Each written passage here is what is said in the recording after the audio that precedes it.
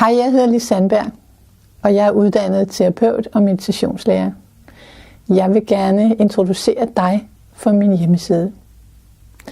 Se, verden er fuld af muligheder, og det kan være svært at holde balancen i en stresset hverdag. Vi skal lytte lidt til os selv. Lytte efter, hvad vi har brug for. Det behøver bare at tage en 15-20 minutter om dagen. Fordi den gode nyhed, det er, at vi har selv alle svarene, når vi lytter efter i stilhed. Det kan være, at du kan hente lidt inspiration i mine meditationer og øvelser, eller min bog, hvor jeg har skrevet om meditation, misbrug og livskvalitet. Du kan downloade det fra nettet, eller du kan kontakte mig på min e-mail. Tak fordi du lyttede.